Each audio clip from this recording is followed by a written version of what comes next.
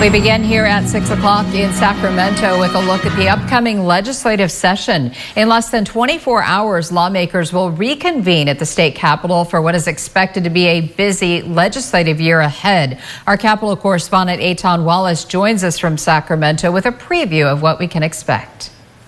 All those voted desire to vote? At the state capitol, there's lots in store for 2024, or as McGeorge School of Law adjunct professor Chris McKaylee describes it, big year ahead. That's because, for starters, as required by the state constitution, Governor Gavin Newsom must present his preliminary budget no later than January 10th.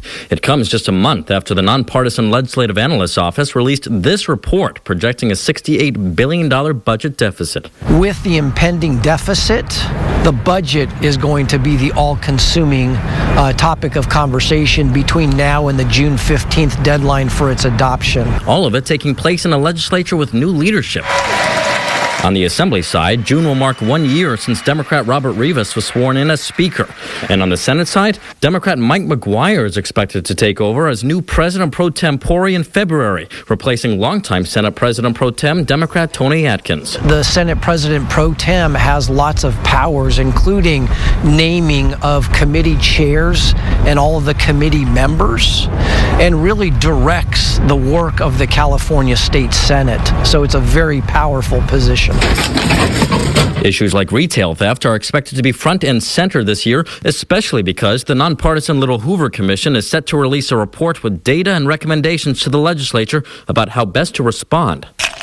Regarding California's opioid epidemic, the state's first ever fentanyl task force of experts who respond to the crisis on a daily basis will meet for the first time. It's impacting the entire world, and there's rising and emerging drugs. So the purpose of a task force is to not only get a handle on the crisis we have on hand, but to also retroactively do the research that we need to do to get a handle on what's coming up.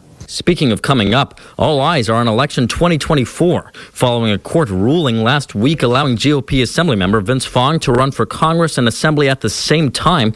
Democratic Assemblymember Wendy Carrillo has pledged to introduce clarifying legislation to prevent anyone from running for two offices at once. And then there's the Israel-Hamas war. This letter, circulating among legislative staff, calls on lawmakers to publicly support a permanent ceasefire in return for all Israeli hostages kidnapped by Hamas.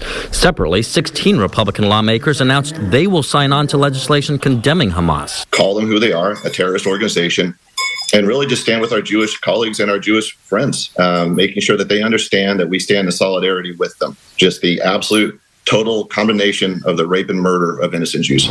And the legislature is set to formally reconvene Wednesday afternoon. Reporting at the state capitol, Eitan Wallace, 17 News.